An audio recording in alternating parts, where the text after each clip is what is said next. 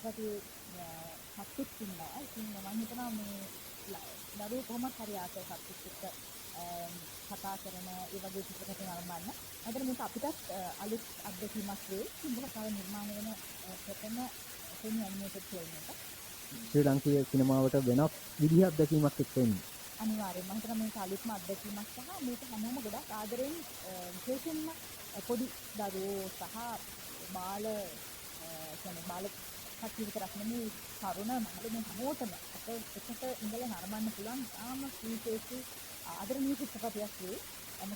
අයිබෝන් අද සම්බන්ධ වෙලා ඉන්නේ කිස්සෝ චිත්‍රපටයේ මුහුරත් විශ්වවිද්‍යාලයත් එක්ක. ඉතින් මේ චිත්‍රපටයේ ගීත ගායනයෙන් සම්බන්ධ වෙන ආදරණීය ගායිකාවක් අපිත් එක්ක මේ වෙලාවේ සම්බන්ධ වෙලා ඉන්නවා. කොහොමද උරේෂක්ගේ මොනවද මේ දවස්වල වැඩ කටයුතු? මේ දවස්වල ඇත්තටම දිගටම කරන චිත්‍රපට පසුබිම් ගායනාවට සම්බන්ධ වෙනවා.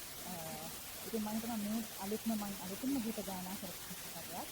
තාම සුන්දර සංගීතයක් එක්ක මම ගීත ගායනා කරන්නේ ප්‍රසාන් එක්ක සම්පූර්ණයක් එක්ක. ඉතින් තාම සුන්දර ගීත රසක් මේ චිත්‍රපටය ඇතුළත් වෙනවා. මම හිතනවා ඒ වගේම ලංකාවේ නිර්මාණය වෙන ප්‍රථම සෙමි ඇනිමේටඩ් ෆිල්ම් එක. ශ්‍රී ලාංකීය සිනමාවට වෙනස් විදිහක් අත්දැකීමක් එක්ක එන්නේ. අනිවාර්යයෙන්ම මම හිතනවා මේක අලුත්ම අත්දැකීමක් සහ මේක හැමෝම ගොඩක් ආදරෙන් විශේෂයෙන්ම පොඩි දරුවෝ සහ බාල කියන්නේ බාල කට්ටිය විතරක් නෙමෙයි තරුණ මහලු මේ හැමෝටම එකට ඉඳලා නරඹන්න පුළුවන් තාම විශේෂී ආදරණීය චිත්‍රපටයක් වේ. මොකද මේ චිත්‍රපටයේ සත්‍යෙත් ඉන්නවා. ඉතින් මම හිතනවා මේ දරුවෝ කොහොමද හරි ආසයි සත්‍යෙත් එක්ක කතා කරන ඒ වගේ චිත්‍රපට නරඹන්න. මම මේක අපිටත් අලුත් අත්දැකීමක් වෙයි. ඉතින් බොහොම ආදරෙන් බලාගෙන ඉන්න මේ චිත්‍රපටයේ ඉතිරගත වෙනකම්. ඉතින් අපිට කියන්න පුළුවන්ද මේ විදිහට මේ චිත්‍රපටයේ ගීත ගායනා කරන්න ආරාධනා ලැබෙන්නේ කොහොමද කියලා? අපිටම ආරාධනා කරන්නේ මුලින්ම කතා කරන්නේ කෙනෙක් තමයි කතා කරන්නේ කෙනෙක් මාර්ගය.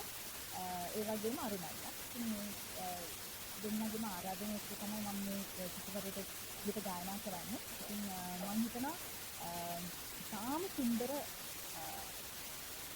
ආදර ගීත කීපයක්ම තියෙනවා. ආදරය දුක මේ හැම දෙයක්ම සම්මිශ්‍රණය වෙච්ච මේ චිත්‍රපටය ඇතුළේම තියෙන ගීත මම ආදරෙන් ගීතයක් ගායනා කරන්නේ.